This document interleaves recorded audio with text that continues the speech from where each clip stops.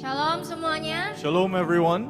Senang sekali bisa beribadah kembali bersama, baik yang di APL maupun yang di Zoom. It is truly a joy to worship and service together, both on site in APL and in Zoom. Judul khotbah malam hari ini adalah kasih yang berkorban, artinya kasih yang memenuhi tujuan Tuhan. The title of tonight's sermon is Sacrificial Love, meaning love that fulfills God's purpose. Semua kita yang ada di sini bisa berkata, aku mengasihimu Tuhan.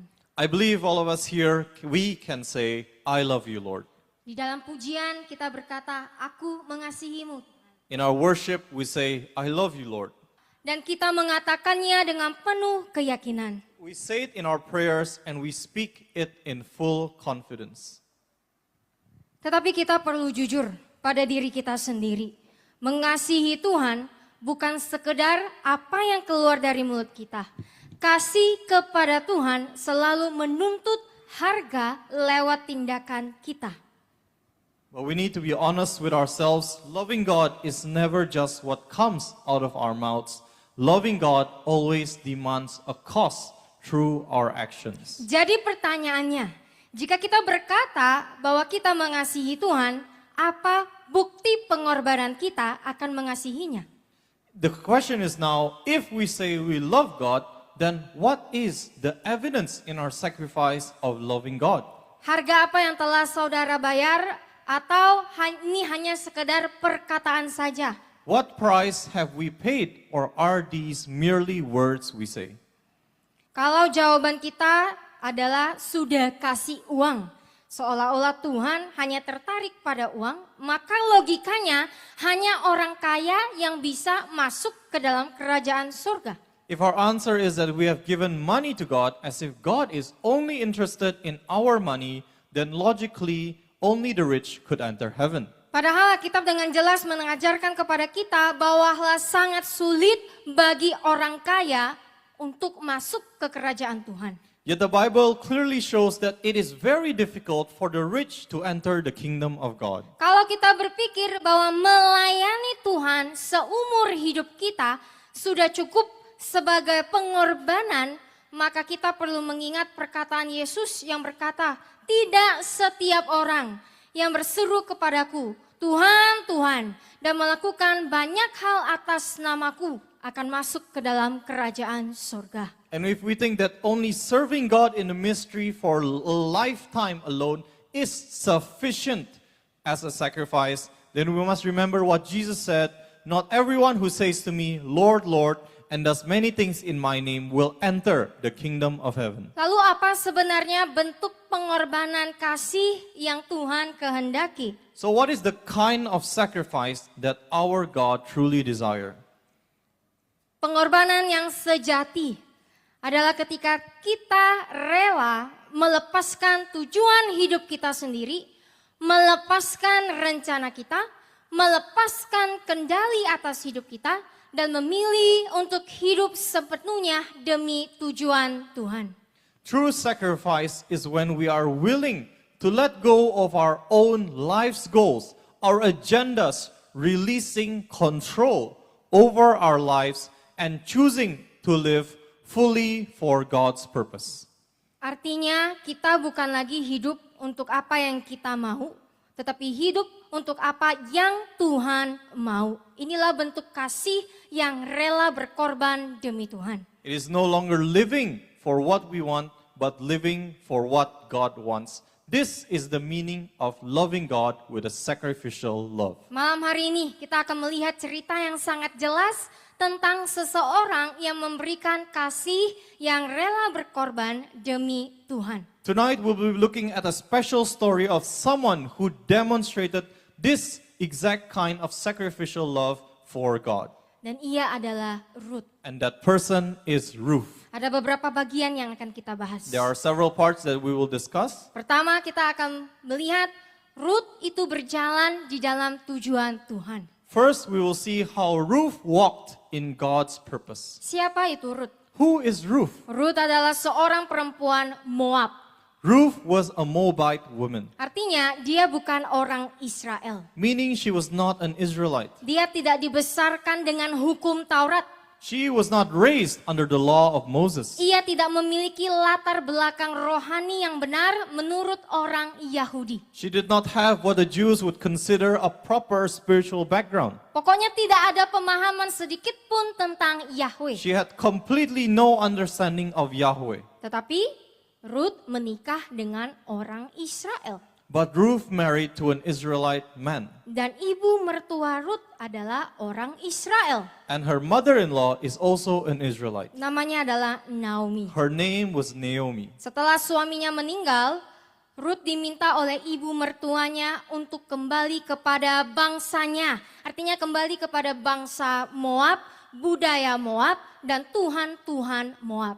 After Ruth's husband died, she was urged by her mother-in-law to return to her own people, to Moab, to Moab's culture and Moab's gods. Tetapi apa yang dilakukan oleh Ruth? But what did Ruth do?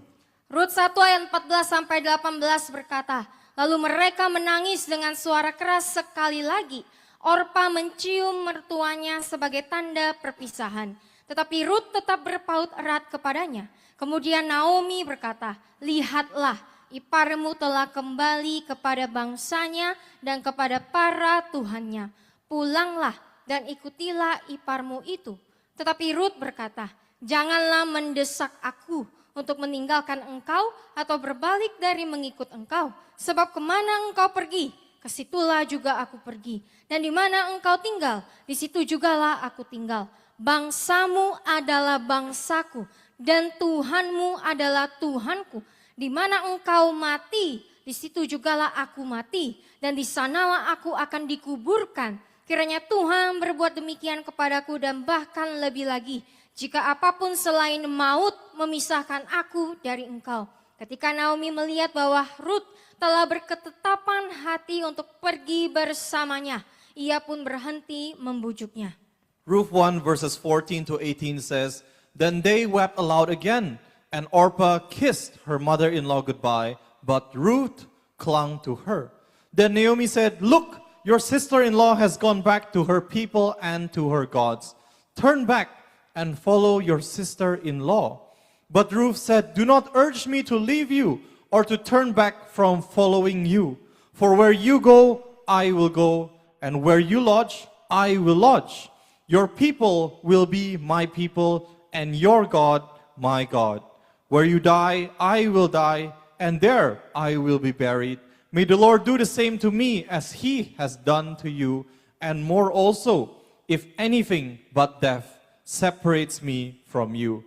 When Naomi saw that Ruth was determined to go with her, she said nothing more. Ruth memilih untuk mengikuti Naomi. Dan bukan hanya itu saja, dikatakan bahwa Ruth berkata, jangan paksa aku pergi. Di mana kamu pergi, aku akan pergi. Di mana kamu tinggal, aku akan tinggal. Pernyataan ini merupakan bentuk Ruth mengasihi Naomi, ibu mertuanya. Ruth chose to follow Naomi. And not only that, she even said, do not urge me to leave you. For where you go, I will go. And where I stay, and where you stay, I will stay. This statement is an expression of Ruth's love for Naomi. Setelah itu Ruth lanjut berkata, bangsamulah bangsaku dan Tuhanmu adalah Tuhanku. She continued saying, your people shall be my people and your God my God. Tetapi pertanyaannya, mengapa Ruth rela meninggalkan semuanya dan bisa berkata sedemikian hanya untuk Naomi dan Tuhan? But the question is, why was Ruth so willing to do all of this? Why was she willing to leave everything behind just for Naomi and for Yahweh? Jawabannya hanya satu. The answer is simple. Karena Tuhan telah memilih Ruth, memakai Ruth, dan meneguhkan Ruth untuk memenuhi tujuan Tuhan. Because God has already chosen Ruth, He has used Ruth and convicted Ruth to fulfill God's purpose. Tuhan sendiri yang memampukan Ruth untuk berkata dan melakukan sedemikian. It was God who enabled Ruth to do all that. Tujuan Tuhan memilih dan memakai Ruth adalah untuk membawa garis keturunan Tuhan Yesus Kristus Sang Juru Selamat dunia. God's purpose in choosing and using Ruth was to bring forth the lineage of Jesus Christ, the Savior of the world. Ruth adalah nenek buyut dari Raja Daud. Ruth was the great-grandmother of King David. Ketika Tuhan memilih dan memakai seseorang untuk menggenapi tujuannya, Tuhan sendirilah yang akan menaruh keyakinan di dalam hati orang tersebut. When God chooses and uses someone to fulfill His purpose, He Himself places that conviction in their heart. Sehingga orang itu akan dipimpin oleh roh, bukan daging, dan orang itu akan dimampukan untuk taat kepada Tuhan. So that person may be led by the Spirit rather than the flesh and empowered to obey God. Ruth, kita sudah tahu, tidak memiliki latar belakang apapun tentang Yahweh. Ruth, as we have known, have no background or prior knowledge of Yahweh. Tetapi Ruth mampu menyatakan komitmen yang begitu tegas. But Ruth was able to declare such a firm commitment. Pertanyaannya, siapakah yang meyakinkan Ruth untuk berkata, Tuhanmu adalah Tuhanku? The question is, who convinced Ruth to say, your God will be my God? Siapa lagi kalau bukan Tuhan sendiri yang menaruh rohnya di dalam hati Ruth? Who else but God who placed His Spirit inside Ruth? Sehingga Ruth mampu berjalan dalam ketaatan yang penuh bukan untuk kepentingannya sendiri, melainkan untuk menggenapi tujuan Tuhan. So that Ruth would be unable to walk in full obedience, not for her own interests, but to fulfill God's purpose. Saudara-saudara yang terkasih, ingatlah Tuhan menaruh rohnya agar orang tersebut bisa menggenapi tujuan Tuhan. Brothers and sisters in Christ, remember that God places His Spirit within a person so that they may live to fulfill God's purpose. Tapi pertanyaannya, orang-orang seperti apa yang hidupnya itu diteguhkan dengan roh Tuhan? But the question is, what kind of people are convicted by the Spirit of God? Kenapa kok Tuhan memilih Ruth? Kenapa Tuhan tidak memilih Orpah, menantu satunya lagi? Why did God choose Ruth and not Orpah, the other daughter-in-law? Padahal kedua-duanya sama-sama menantu Naomi. Even though both of them were Naomi's daughters-in-law. Karena Tuhan mengetahui bahwa Ruth adalah pribadi yang setia. Because God knew that Ruth was a faithful person. Pribadi yang bersedia mengabdikan seluruh hidupnya kepada orang yang ia kasihi, termasuk Tuhan. A person who is willing to devote her entire life to those that she loved, including God.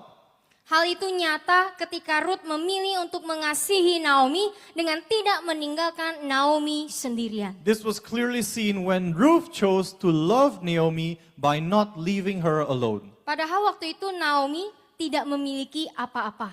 Because at that time, Naomi had nothing. Seorang janda tua, She was an elderly widow, tanpa harta, without possessions, tanpa jaminan masa depan. no guarantee of a future. Namun Ruth tetap memilih untuk tinggal bersama dengan Naomi. Walaupun Ruth sebenarnya bisa kembali pulang ke Moab, memiliki hidup yang nyaman sesuai dengan versi dia sendiri. Yet Ruth chose to still remain with Naomi, even though she could have had the option to have a more comfortable life in Moab according to her own desires and standards. Tetapi melalui kesetiaan inilah Tuhan meneguhkan hati Ruth untuk memilih Yahweh, Tuhan Israel sebagai Tuhannya. But it was through this faithfulness that God convicted Ruth's heart to choose Yahweh, God of Israel, as her God. Jika Tuhan sudah tahu, Ruth pasti akan setia dengannya. Tuhan juga tahu siapa yang setia dan tidak setia di antara kita yang ada di sini. And if God already knew that Ruth would be faithful to Him, then God also knows who it is among us who are faithful and who are not. Tuhan sudah tahu siapa yang mau memenuhi tujuan hidup Tuhan dan siapa yang hanya mau memenuhi tujuan hidup sendiri. God knows who desires to fulfill God's purpose in his life and those who only seek to fulfill their own desires. Lalu bagaimana dengan kita? So what about us now? Apakah kita tahu apakah roh Tuhan sedang meneguhkan kita untuk hidup di dalam ketaatan? Do we know whether the Spirit of God is convicting us to live in obedience? Tentu saja kita tahu. Of course we would know. Mengapa? Why? Karena Tuhan sebenarnya meneguhkan dan menaruh roh Tuhan di dalam hati orang-orang yang mau Tuhan. Because God truly convicts and places His spirits in the hearts of those who desire God. Orang yang mau bertobat, People willing to repent. hati orang yang mau dipakai oleh Tuhan, People who are willing to be used by God. dan orang yang hatinya murni. And those whose hearts are pure. Orang-orang seperti inilah orang-orang yang mau Tuhan dan seluruh perintah Tuhan yang akan diteguhkan hatinya dan dipimpin oleh roh Tuhan untuk hidup di dalam ketaatan penuh terhadap Tuhan. And it is such people who truly desire God and delight in His commandments that their hearts will be convicted and led by the Spirit of God to live in full obedience to Him. Seperti yang tertulis di dalam Yehezkiel 36 ayat 27. Aku akan menempatkan rohku di dalam dirimu dan membuatmu berjalan sesuai dengan ketetapanku. Dan kamu akan memelihara perintah-perintahku dan melakukannya. As written in Ezekiel 36 verses 27, which says, I will put my spirit within you and cause you to walk in my statutes, and you will keep my ordinances and do them. Intinya, hanya orang yang dipimpin oleh roh Tuhan sajalah yang akan sanggup untuk hidup sesuai dengan tujuan Tuhan. The main point is that only those who are led by the Spirit of God are able to live according to God's purpose. Bagaimana caranya agar kita bisa terus berjalan di dalam roh Tuhan sehingga kita bisa memenuhi tujuan hidup Tuhan?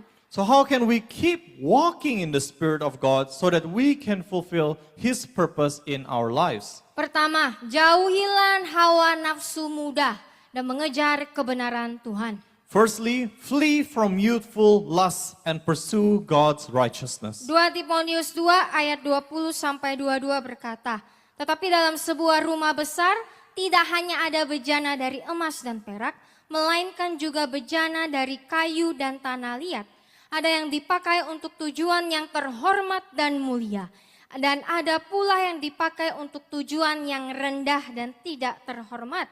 Ayat 21, karena itu jika seseorang menyucikan dirinya dari hal-hal yang hina dan najis, dengan memisahkan diri dari pengaruh-pengaruh yang mencemari dan merusak, ia akan menjadi bejana yang dikuduskan, berguna untuk tujuan yang terhormat dan mulia, dikhususkan serta bermanfaat bagi sang Tuan, siap dan layak untuk setiap pekerjaan baik. Ayat 22, jauhilah hawa nafsu muda dan larilah daripadanya, dan kejarlah kebenaran, segala sesuatu yang baik dan benar, hidup yang sesuai dengan kehendak Tuhan dalam pikiran, perkataan, dan perbuatan.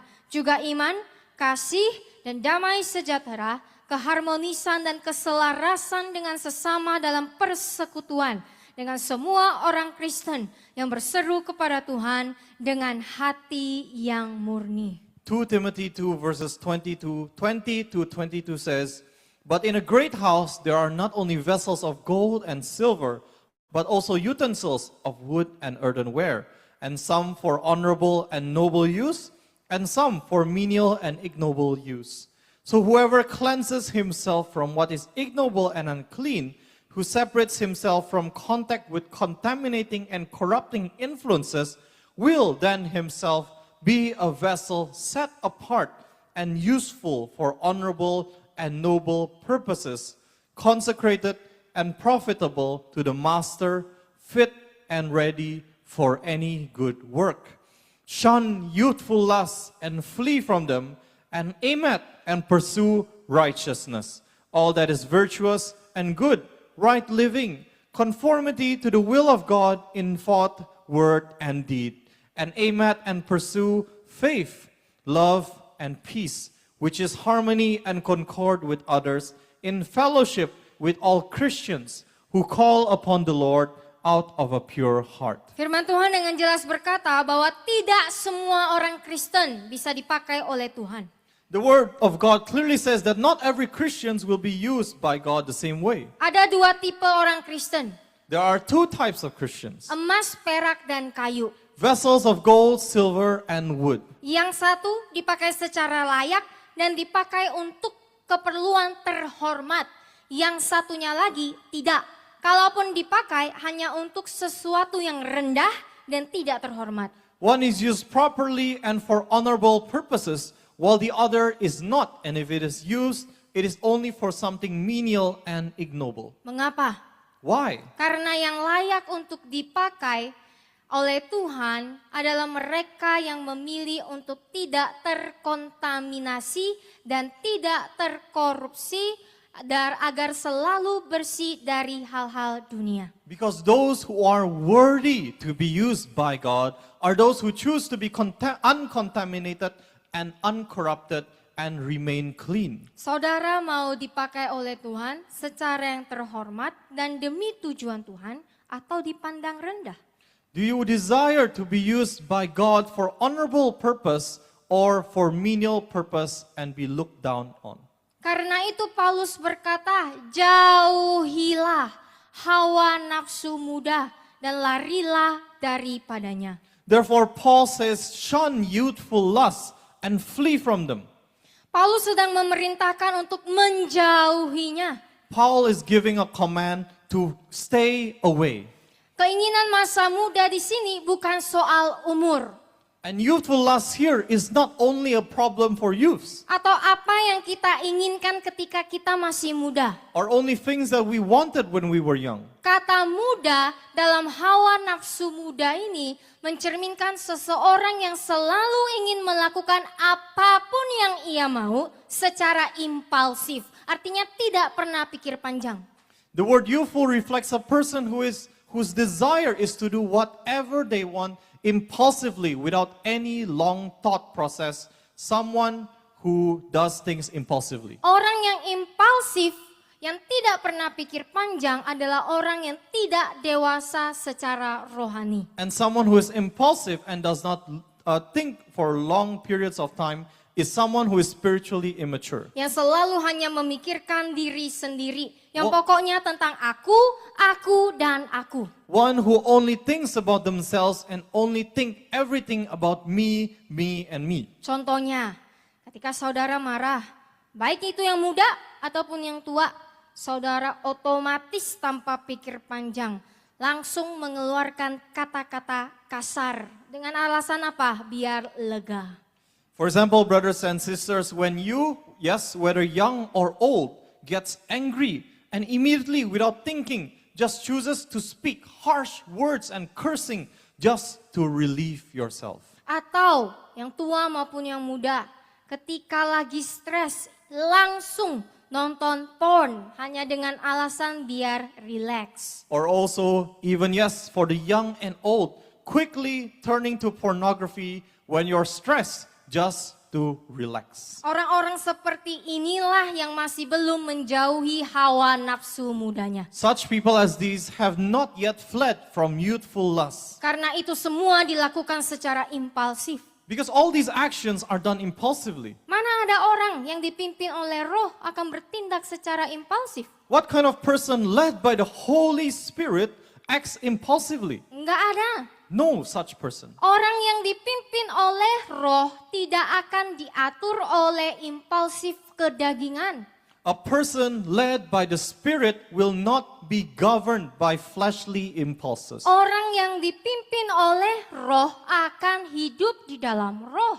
He who is led by the Holy Spirit of God will live and be led by the Spirit of God. Ayat ini juga mengajarkan bahwa setelah menjauhi hawa nafsu muda, kita harus mengejar kebenaran. The verse also teaches us that after fleeing from youthful lust, we must pursue righteousness. Kebenaran ini adalah hidup benar yang sesuai dengan kehendak Tuhan, lewat perkataan, lewat pikiran, dan lewat tindakan. Righteousness is living a righteous life that aligns with God's will in word, thought, and actions. Kata mengejar kebenaran merupakan sebuah tindakan yang aktif, yang dilakukan secara disengaja dan terus-menerus, bukan sesuatu yang pasif atau terjadi dengan sendirinya. The word pursue describes an active, intentional, and continued effort, not something that is passive or just something that happens on its own. Paulus ingin menekankan kepada kita bahwa hidup benar tidak cukup hanya dengan menjauhi dosa. Paul wants to emphasize to us that living righteously is not just by avoiding sin, Tetapi harus secara sadar, secara sengaja menggantikan arah hidup kita ke arah hidup Tuhan yang baru. but there must be a conscious replacing of our old direction to now God's direction in our lives. Mengejar kebenaran berarti menunjukkan sikap seseorang yang berlari mengejar tujuan, ada fokus, ada usaha, ada disiplin dan ketekunan.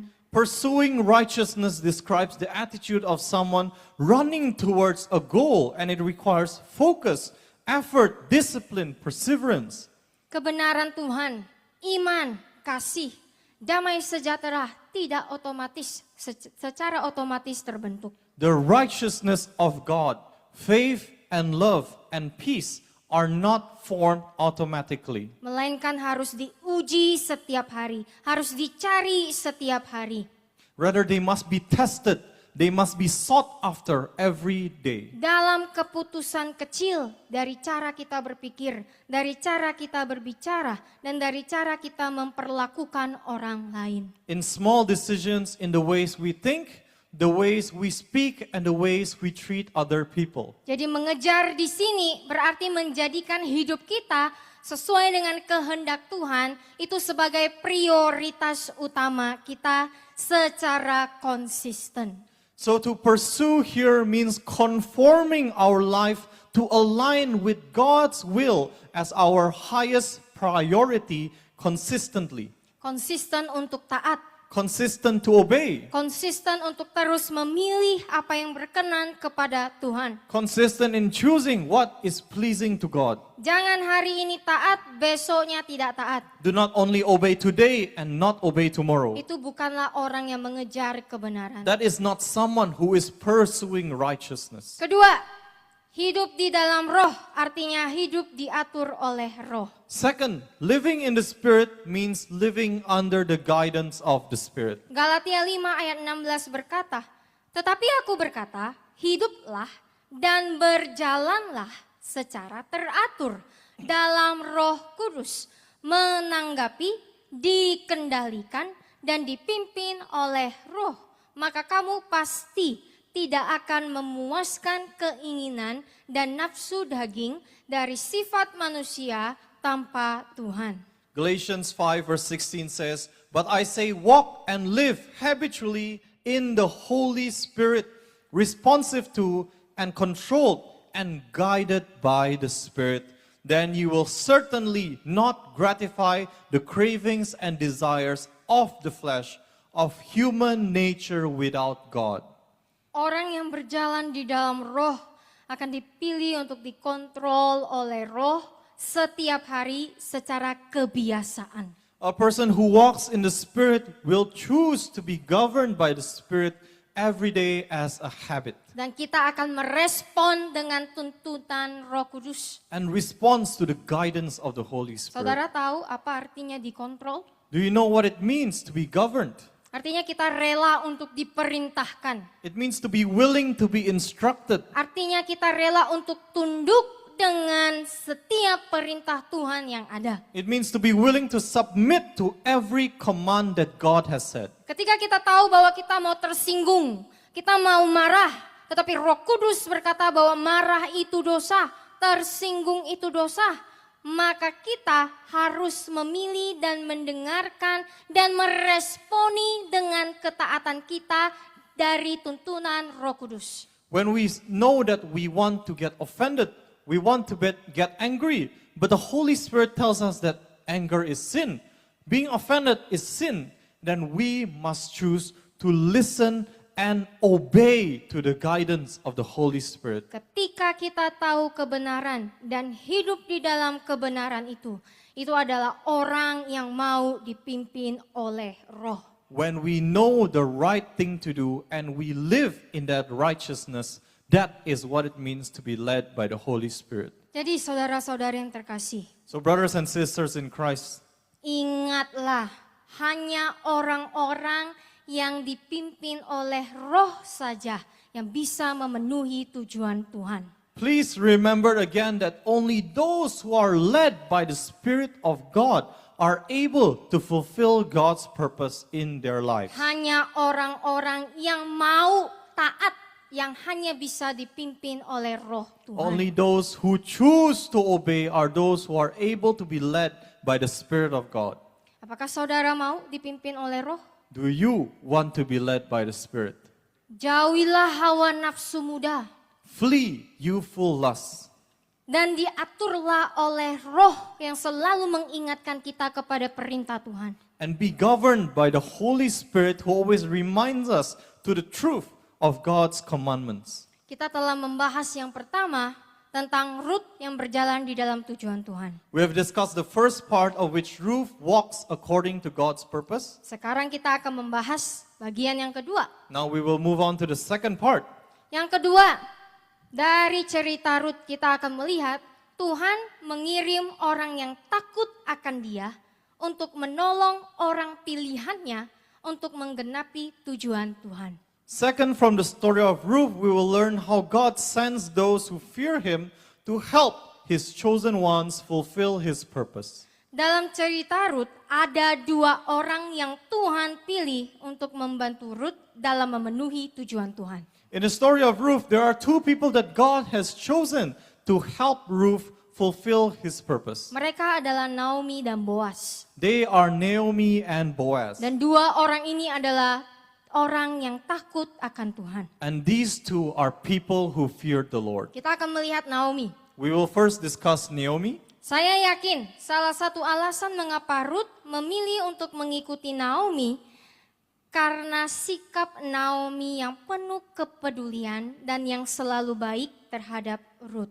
And I believe one of the reasons that Ruth chose to follow Naomi was because of Naomi's caring and kind attitude toward Ruth. Di zaman kita sekarang, hal seperti ini tentang ibu mertua dan menantu untuk bersatu saling baik-baik itu adalah hal yang mustahil.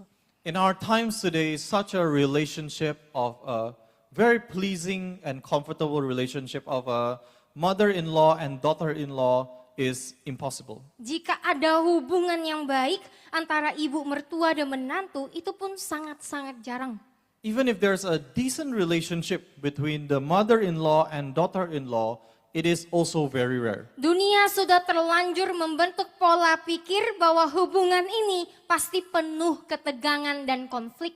The world has already shaped the mindset that this kind of relationship is surely filled with tension and conflict. Namun firman Tuhan memperlihatkan gambaran yang sangat berbeda. But the Word of God presents a very different picture. Naomi tidak menutup hatinya terhadap para menantunya. Naomi did not close her heart toward her daughters-in-law. Bahkan ketika mereka sama-sama berada dalam masa paling gelap di dalam hidup mereka, kehilangan suami mereka, Naomi tidak melupakan Rut dan Orpah. Even when they were all going through the darkest season of their lives, losing their husbands, Naomi did not forget Ruth and Orpah. Naomi tidak meninggalkan mereka sendirian. Naomi did not abandon them to be alone. Bahkan di tengah kehilangan suaminya, Naomi tidak menyalahkan siapapun dan tidak meninggalkan Tuhan. Even in the midst of losing her husband, Naomi did not blame anyone and she did not turn away from God. Naomi jujur dengan kepahitan dan lukanya. Naomi was honest about her wounds and her bitterness. Tetapi ia tetap memilih untuk berjalan bersama Tuhan di tengah kesedihannya. But she chose to walk with God in the midst of her sorrow. Inilah yang membuat Naomi adalah seseorang yang takut akan Tuhan. This is what shows that Naomi is a woman who feared the Lord. Apa hubungannya dengan kita di sini? What does this have to do with us today? Khususnya bagi para istri, bagi calon istri, dan para mama di tempat ini. Especially for the wives, soon to be wives, and mothers here today. Dunia boleh berkata bahwa ibu mertua dan menantu tidak akan pernah akur. The world may say that mothers-in-law and daughters-in-law will never get along. Namun firman Tuhan mengajarkan sebaliknya.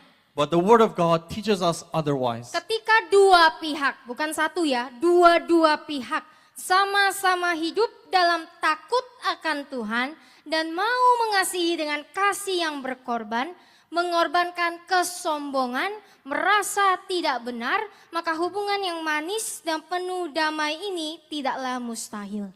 When both parties, yes, not only one side of the party, live in the fear of the Lord and are always willing to love with a sacrificial love, meaning that love that sacrifices your pride and the desire to always be right, then a sweet and peaceful relationship is possible. Hubungan ini bisa didapatkan ketika dua-duanya atau salah satunya tidak saling benci, tidak menjatuhkan, karena kasih Tuhan sendirilah, firman Tuhan sendirilah yang memimpin hubungan ini. This relationship is possible if there is no hatred between both parties or one of the parties, and there is no hating, no tearing down one another, because it is the Word of God, it is God's love that leads that relationship. Inilah panggilan kita sebagai anak-anak Tuhan. This is our calling as children of God. Kita dipanggil untuk benar di hadapan Tuhan. We are called to live right before God. Dan salah satu caranya adalah hidup dalam damai dan kasih di dalam setiap hubungan yang Tuhan percayakan kepada kita. And one way to be right before God is to live in peace and in love in every relationship that God has entrusted to us. Terus apa hubungannya dengan memenuhi tujuan Tuhan lewat Naomi? So what does this have to do with fulfilling God's purpose through Naomi? Ketika Rut dan Naomi sudah berada di Bethlehem, firman Tuhan berkata di Rut 3 ayat 1 sampai 5 bahwa Tuhan bukan hanya bekerja langsung atas Rut dan Boaz, tetapi Tuhan dengan sengaja memakai Naomi sebagai alatnya untuk mempertemukan keduanya demi menggenapi tujuan Tuhan. When Ruth and Naomi arrived in Bethlehem, the Word of God says in Ruth 3 verses 1 to 5 that God was not only working directly in Ruth and in Boaz, but He also intentionally uses Naomi as His instrument to bring the two of them together in order to fulfill His redemptive purpose. Bagian ini dibuka dengan kalimat yang penuh kasih. Putriku, bukankah aku harus mencari keamanan dan rumah bagimu? The section opens with a loving statement from Naomi, "My daughter, shall I not look for security and a home for you, so that it may be well with you?" Ini memperhatikan kita bahwa Naomi tidak sedang sibuk dengan kepahitannya sendiri. This shows us that Naomi is not consumed by her own bitterness. Naomi itu seorang janda, Naomi is a widow, kehilangan segalanya. lost everything. Namun hatinya tetap peduli dengan masa depan Rut.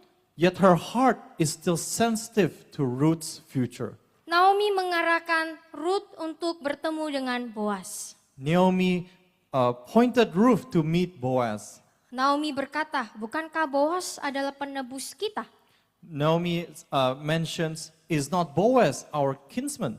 Ini menunjukkan bahwa Naomi mampu melihat apa yang Rut mungkin belum sepenuhnya pahami, bahwa Tuhan sudah terlebih dahulu bekerja melalui Boaz. This shows us that Naomi is able to see what Ruth may not have fully understood, that God has already been working through Boaz. Naomi mengenali hukum penebus Naomi recognized the kinsman redeemer law. dan memahami bahwa relasi Rut dan Boaz bukan kebetulan, melainkan rancangan dari Tuhan. and understood that the relationship between Ruth and Boaz is not a coincidence, but it is a part of God's grand design. Tuhan memakai hikmat dan pengalaman Naomi untuk menolong Ruth membaca tanda-tanda karya Tuhan di dalam hidupnya. God uses Naomi's wisdom and life experience to help Ruth discern the signs of God's work in her life. Yang sangat penting,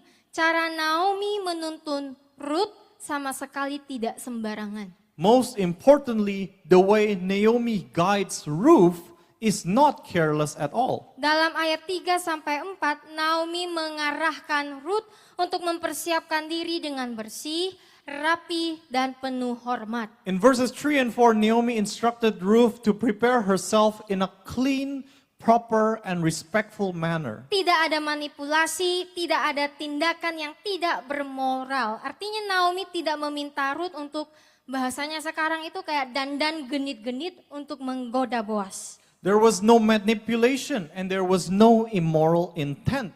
Meaning Naomi did not instruct Ruth to dress seductively to entice Boaz. Naomi justru menempatkan Ruth pada posisi berserah dan percaya.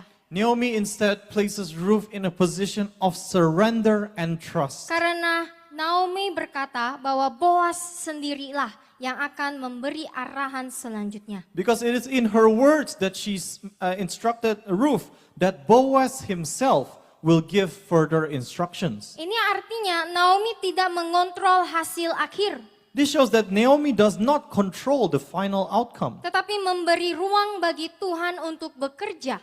but she makes room for God to work. Terus respon Ruth di dalam ayat 5 pasal 3 tadi menjadi bagian utama dari ini. And Semua yang kamu katakan akan aku lakukan.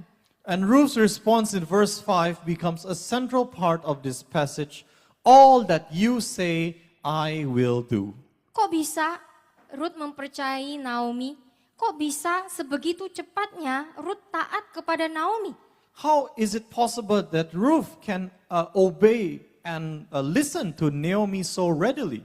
Lagi dan lagi saya percaya ini karena pengaruh roh Tuhan yang telah Tuhan taruh di dalam hati Ruth. Again and again, I believe this is the conviction of the Spirit of God that the Lord has placed in Ruth's heart. Dari sini kita bisa melihat bahwa firman Tuhan menegaskan Tuhan seringkali menggenapi kehendaknya melalui hubungan dan bimbingan orang-orang yang takut akan Tuhan. Through this, we can see that the Word of God affirms that God often fulfills His will through relationships and the guidance of those who feared Him. Sekarang kita akan membahas Boaz, Now we will turn our attention to Boaz, orang kedua yang dipakai oleh Tuhan. the second person that God used. Boaz adalah seseorang yang dipakai Tuhan untuk menjadi suami Ruth. Boaz is someone that God used to become Ruth's husband. Kita bisa lihat ayat berikutnya. We can see in the next verses. Di ayat ini kita diperlihatkan bahwa Ruth memilih untuk pergi memungut bulir-bulir gandum di belakang para penuai. We are shown that Ruth chose to go and glean among the stalks of grain behind the reapers. Dan dikatakan bahwa secara kebetulan dia berhenti di tempat Boaz. And it said that she happened to come to the field belonging to Boaz. Tetapi pertanyaannya, apakah ada yang kebetulan? But the question is anything truly accidental? Tidak ada. Of course not. Ini merupakan salah satu rencana Tuhan untuk mempertemukan Ruth dan Boaz agar tujuan Tuhan terpenuhi.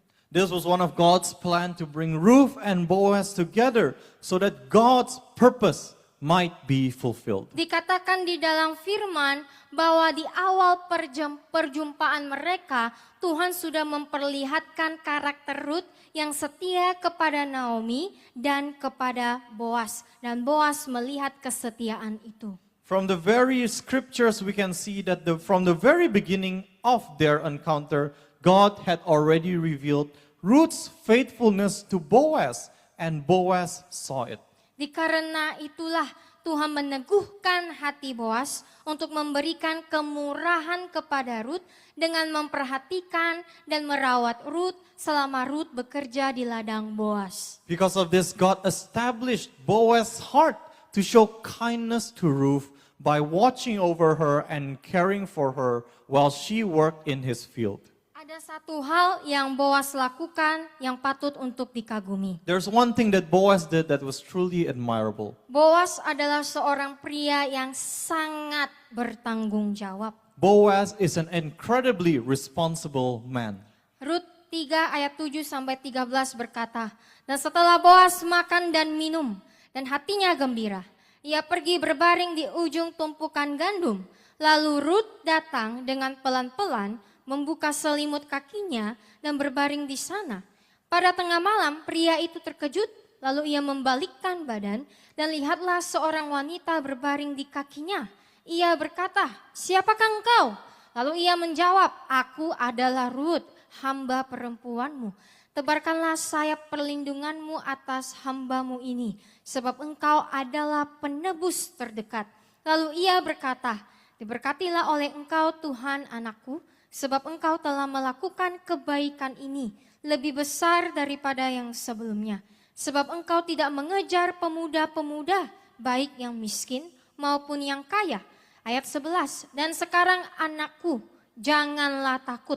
Aku akan melakukan segala yang kau minta, sebab semua orang di kota ini tahu bahwa engkau adalah perempuan yang kuat, berharga, berani, mampu. Memang benar aku adalah penebus terdekatmu.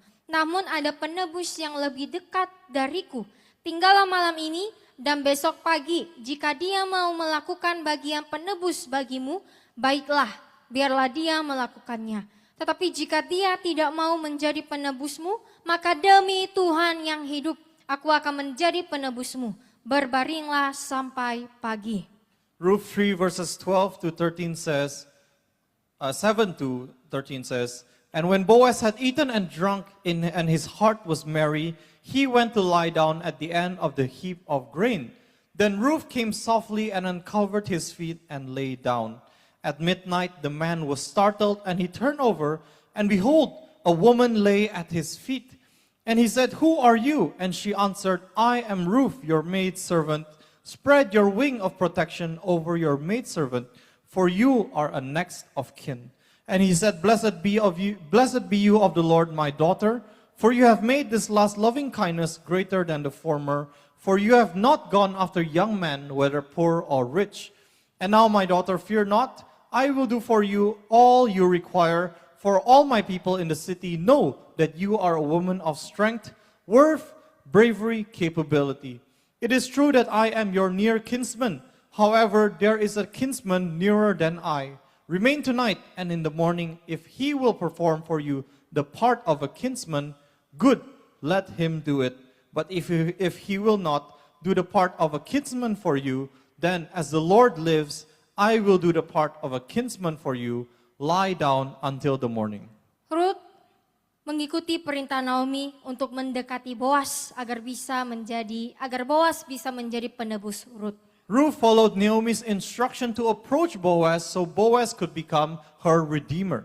Penebus yang dimaksudkan di sini adalah anggota keluarga terdekat yang bersedia dan mampu menanggung harta atau harga untuk menolong keluarga yang jatuh, baik karena kemiskinan, kehilangan tanah, atau kehilangan suami. The term redeemer here refers to the closest family member who is willing and is able to pay the price to help a fallen family, whether because of poverty, loss of land, or the death of a husband. Nah, dari cerita ini kita tahu bahwa sebenarnya Boas itu bukanlah menjadi penebus utama. From this story we know that Boaz was not the primary redeemer. Karena ada penebus yang hubungannya lebih dekat dengan keluarga Naomi. Because there was another redeemer closer to Naomi. Tetapi Boas berani meyakinkan Rut. Yet Boaz courageously assured Ruth, jika tidak ada seorang pun yang mau menjadi penebusnya, maka ia akan melakukannya.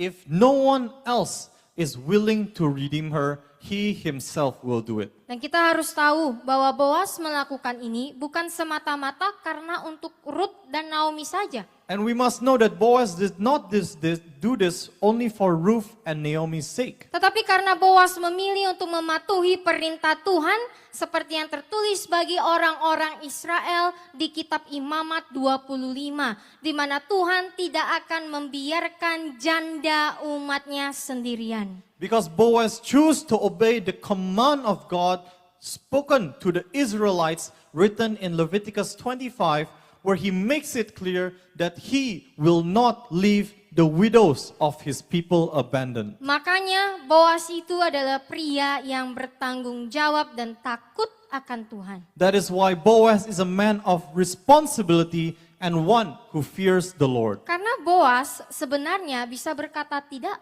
Because Boaz by right, he could have said no. tetapi Boas memilih untuk tetap melakukannya. But he chose to go through with it. Ia sedang memperlihatkan kasih yang berkorban. He was demonstrating sacrificial love. Kasih yang mengorbankan dirinya, egonya, hartanya, dan ia adalah seseorang dengan cerminan yang dipimpin oleh Roh Tuhan. He sacrificed himself, his ego, his possessions, and in doing so, he is a reflection of someone who is led by the Spirit of God. Dan karena itulah ia dipakai oleh Tuhan untuk memenuhi tujuannya bersama dengan Ruth. And because of that, he is used by God to fulfill God's purpose with Ruth. Saudara-saudara yang terkasih dalam Tuhan, Beloved brothers and sisters in Christ, ketika Tuhan memilih orang-orang yang mau dipakai olehnya, yang mau dipimpin oleh Roh-Nya demi memenuhi tujuan Tuhan, maka Tuhan akan mengirimkan kita orang-orang yang takut akan Tuhan untuk menolong kita. beloved, when God chooses people who are willing to be used by Him, meaning people who are willing to be led by the Spirit in order to fulfill God's purpose, He will send help through people who fear Him. Seperti kisah Saul di Perjanjian Baru. As the story of Saul in the New Testament, Kita tahu persis bahwa sebelum Paulus yang dulunya Saulus menyerahkan dirinya untuk melayani Tuhan, ia membunuh orang Kristen dan tiba-tiba buta setelah memiliki perjumpaan pribadi dengan Yesus ketika menuju ke Damsyik. we know clearly that Paul, who was previously called Saul, before he surrendered his life to serve God, he was a persecutor of Christians. And he was suddenly struck blind after having a personal encounter with Jesus Christ on the road to Damascus. Dan setelah itu datanglah Ananias, And after that came Ananias, murid Tuhan di Damsyik yang menumpang tangannya di mata Saulus dan mendoakan agar Saulus bisa melihat kembali dan dipenuhi dengan Roh Tuhan. a disciple of the Lord in Damascus, who came and laid his eyes on Saul's eyes and prayed that he might regain his sight and he may be filled with the Spirit of the Lord. Apakah semua ini kebetulan? Was all of this a coincidence? Tentu saja tidak. Of course not. Tuhan telah merencanakan semuanya sesuai dengan tujuan Tuhan. God had planned everything according to His purpose. Dan orang-orang yang Tuhan pakai adalah orang-orang yang hatinya mau dibentuk. And the people that God uses are those who wants to have their hearts to be shaped. Dan orang seperti ini akan dipimpin oleh Roh Tuhan. And these people will be led by the Holy Spirit. Apa hubungannya dengan kita yang ada di sini? And what does this have to do with us here today? Marilah kita belajar untuk seperti Naomi dan Boas. Let us learn to be like Naomi and Boaz. Marilah kita mau dipakai seperti Naomi dan Boas. Let us learn to be willing to be used by God as Naomi and Boaz. Sebagai orang-orang yang takut akan Tuhan. As people who fear the Lord. Agar kita dapat memenuhi tujuan Tuhan dan menjadi sarana untuk membawa orang lain masuk ke dalam tujuan Tuhan. So that we may fulfill God's purpose and become instruments to bring others into His purpose as well. Saya percaya tidak ada satupun dari kita yang ada di RGM itu datang secara kebetulan. I believe that none of us who are here and continue to remain in RGM are here by coincidence. Bukan hanya datang tetapi juga memilih untuk bertahan dan komit untuk beribadah di RGM. Not just those who come, but choose to stay and commit to worship in RGM. Orang-orang orang yang tetap setia berada di RJM adalah orang-orang yang rindu untuk hidup kudus di dalam Tuhan. All of us who are here in RGM are those who desire and long to live holy lives before God. Karena itu kita pun harus mencerminkan kekudusan Tuhan dimanapun kita berada. Therefore, we too must tangibly reflect God's holiness wherever we go. Sehingga melalui karakter hidup kita, orang lain dapat ditolong untuk masuk ke dalam tujuan Tuhan, yaitu hidup kudus di hadapannya dan bisa memuliakan Tuhan dengan seluruh hidupnya. So that through the character of our lives, other people may be helped to enter into God's purpose, which is to live holy lives before God and to glorify God. Tapi sikap hati seperti apa yang perlu kita miliki supaya kita bisa terus berjalan dan dipimpin oleh Tuhan? But what is the posture of our heart that God requires to continue to walk and be led by the Spirit of God?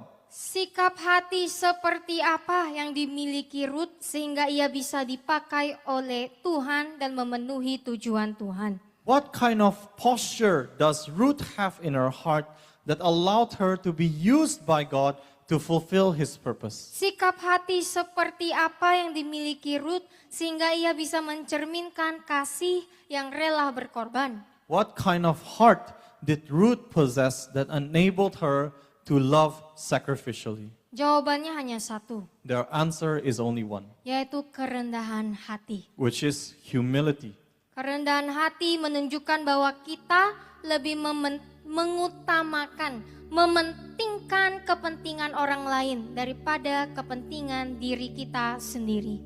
Humility shows that we prioritize the interests of others above ourselves. Kita lebih mementingkan kehendak Tuhan dibandingkan kehendak kita. We prioritize God's will over our will. Kita semua tahu kebenaran ini. We all know this truth. Kita sudah tahu kebenaran bahwa kita dipanggil untuk menjauhi hawa nafsu dosa. We know that we are called to flee from the temptations of sin. Kita juga sudah mengetahui kebenaran bahwa kita harus hidup dipimpin oleh Roh. And we know this many times, the truth that we must be led by the Spirit. Namun pertanyaannya, apa yang sering membuat kita, yang sering menghalangi kita untuk taat kepada Tuhan? Yet the question is, what often hinders us? What is stopping us from obeying? Bukan karena kita tidak mengenal firman, It is not because we don't know the Word of God, tetapi karena kesombongan hati kita. but it is because of your pride in your heart. Kita sering merasa bahwa apa yang kita pikirkan, apa yang kita rasakan, dan apa yang kita lakukan adalah yang paling benar. We often feel that what we thought of, what we did, and what we feel, it must be right. Dan kita selalu merasa berhak untuk melakukan apapun yang kita inginkan. And we even feel entitled to do whatever we want. Tetapi justru ketika seseorang merasa dirinya baik-baik saja, ketika seseorang merasa berhak, disitulah letak masalahnya. But it is precisely when someone feels that they are fine and they are entitled that's when the problem begins. Roh Kudus tidak dapat memimpin orang yang merasa tidak perlu dipimpin, The Holy Spirit cannot lead those who feel they do not need to be led, yang selalu merasa diri paling benar, who always think that I am right, yang selalu menempatkan dirinya paling tinggi. those who place themselves higher than other people. Karena itulah tanpa kerendahan hati mustahil bagi orang Kristen untuk sungguh-sungguh tunduk pada pimpinan roh. Therefore, without humility, it is impossible for a Christian to submit to the leading of the Holy Spirit. Lihatlah sikap Ruth.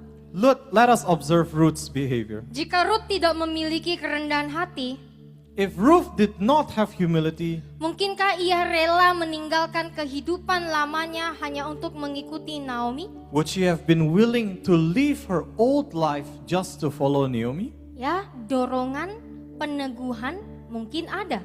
Yes, to have the passion to be encouraged and the conviction, it may have been present. Tetapi tanpa kerendahan hati, semua tidak akan bertahan lama. But without humility, none of it would have lasted. Ruth bisa saja berkata, untuk apa aku ikut Naomi? Ruth could have said, why should I even follow Naomi? Udah tua, nggak ada apa-apa lagi. An old widow who has nothing. Tetapi kerendahan hati Ruth terbukti ketika ia lebih mementingkan kepentingan orang lain daripada kepentingan dirinya. Yet Ruth's humility was evident when she put the interests of others above her own.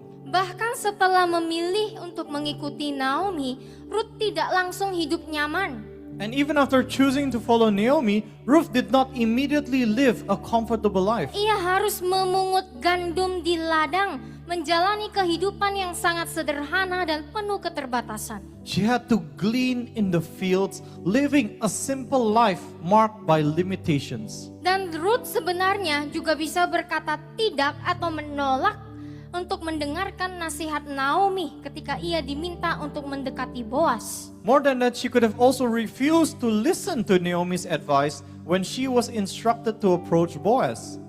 Ruth bisa mencari yang lebih baik dan lebih kaya daripada Boaz. Ruth could have searched someone richer and someone younger than Boaz. Tetapi Ruth memilih untuk taat. Yet Ruth chose obedience. Seluruh hidup Ruth hanya menunjukkan satu hal. Ruth's entire life only points to one thing. Hati yang rendah hati dan hati yang mau dibentuk oleh Tuhan. A humble heart that is willing to be shaped by God. Mazmur 25 ayat 9 berkata, dia memimpin orang-orang yang rendah hati ke jalan yang benar, dan kepada orang-orang yang rendah hati dia mengajarkan jalannya.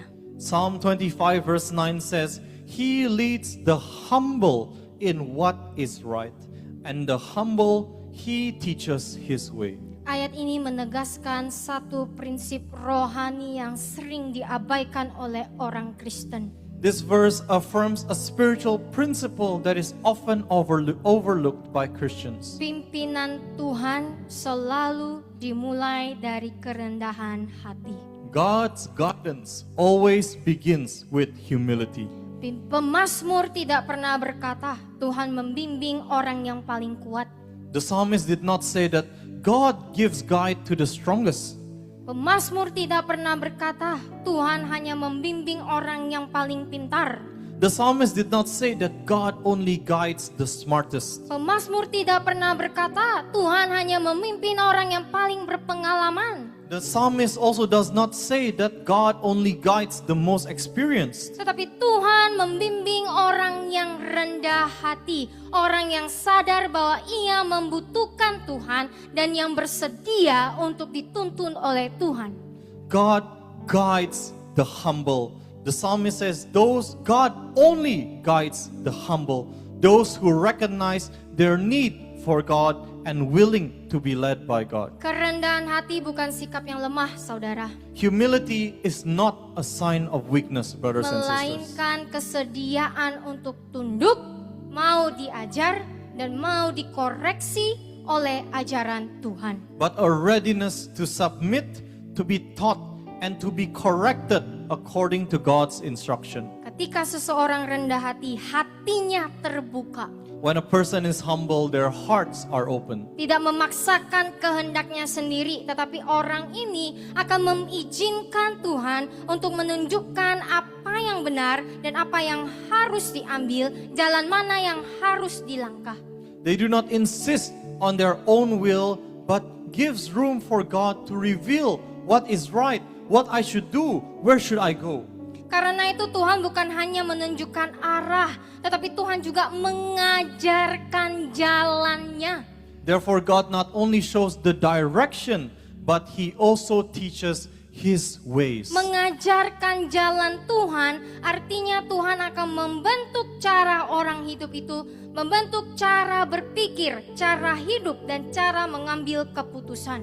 When God teaches someone His ways, it means God is shaping the way someone lives, the way they think, and the way they make decisions. Sebaliknya, orang yang sombong akan sulit dipimpin karena mereka merasa sudah tahu jalan. Mereka merasa bahwa jalan yang diambil sudah paling benar. Akhirnya mereka menutup hatinya Sekalipun Tuhan berbicara, mereka tidak akan mendengar. In contrast, a proud person is difficult to lead because they feel that they already know the way. This way is the right way, and because of that, in the end, their hearts will be closed. So even when God speaks, they are unwilling to listen. Saudara-saudari, kita diingatkan, jika kita bilang kita mengasihi Tuhan dengan kasih yang berkorban, maka kita harus mengorbankan hak memilih kita demi menunjukkan sikap rendah hati yang sepenuhnya untuk menuruti kehendak dan ajaran dan bimbingan Tuhan. If we say we want to love God with a sacrificial love, then we must sacrifice our right to choose in order to fully demonstrate humility by obeying God's will and teaching.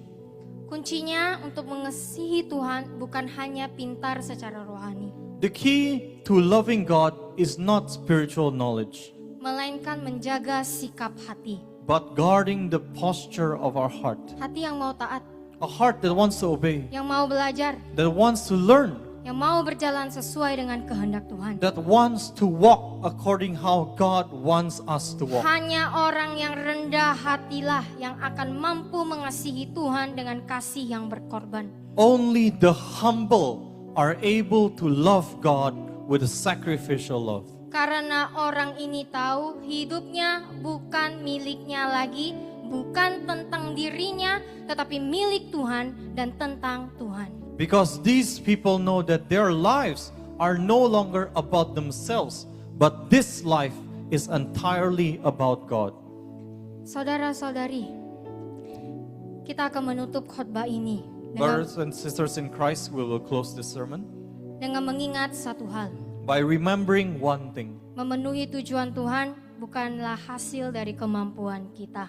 Fulfilling God's purpose is not a result of our ability, Bukan dari latar belakang kita. not because of our background, Bukan seberapa lama kita melayani atau pergi ke gereja. not how long we've been serving or going to church. Memenuhi tujuan Tuhan selalu dimulai dari satu hal. Fulfilling God's purpose always begins with one thing: Hidup yang mau dipimpin oleh Roh Tuhan. a life that is willing to be led by the Spirit of God. Hari ini pertanyaannya, bukankah apakah Tuhan memiliki tujuan hidup bagi kita? The question today is not whether God has a purpose for you and my lives, Karena Tuhan telah menyatakan tujuannya, yaitu supaya hidup kita memuliakan Tuhan. Apapun profesi kita, itulah tujuan Tuhan. because God has already stated His revealed purpose, which is that our lives are to glorify Him no matter what we do. Pertanyaannya adalah apakah kita mau hidup bagi tujuan Tuhan atau kita masih memilih hidup bagi tujuan kita sendiri. The real question is whether we are willing to live for God's purpose or whether we want to continue to live for our own desires. Saudara mau hidup memenuhi tujuan Tuhan? Do you want to fulfill God's purpose? Tunjukkanlah dengan kasih yang rela berkorban, Show it by a heart, a sacrificial love, yaitu hidup yang dipimpin dan diatur oleh Roh dengan kerendahan hati. which is a life led by the Spirit of God in humility. Karena pada akhirnya hidup yang berhasil bukanlah hidup yang memuaskan diri sendiri. Because in the end, a successful life is not one that satisfies oneself, Melainkan hidup yang menggenapi tujuan Tuhan dan memuliakan Tuhan. but one that fulfills God's purpose and glorifies His name. Mari kita berdoa. Let us pray. Bapa di sorga, terima kasih sudah mengajarkan kami arti pengorbanan kasih yang benar. Father in heaven, we thank you for teaching us the true meaning of sacrificial love. Kami mau hidup sebagai umat-Mu yang menyenangkan-Mu. We want to live as your people who please you. Kami mau hidup hanya memberikan apa yang berkenan kepadamu. We only want to live giving what is pleasing to you. Dan kami mau hidup sesuai dengan tujuan-Mu dan bukan tujuan kami. And we want to live according to your purpose and not ours. Tuhan, kami berdoa Lord, we pray agar kami semua cukup rendah hati untuk dibentuk. that we may be humble enough to be shaped, Agar kami mau diingatkan dan diatur oleh firman-Mu. so that we desire to be reminded and to be governed by your word. Ujilah setiap kami yang ada di sini Tuhan. Test each and every one of us here, Lord, Agar kesetiaan dan ketaatan kami boleh terlihat. Sehingga pengakuan kasih kami kepadamu bukanlah omong kosong. so that our faithfulness and obedience may be seen, and so that our confession of love for you is not empty words. Terima kasih Tuhan. Thank you, Lord. Inilah doa kami. This is our prayer. Hanya di dalam nama-Mu kami berdoa dan bersyukur. In Jesus' name we pray and give thanks. Amin. Amen. Terima kasih Tuhan memberkati.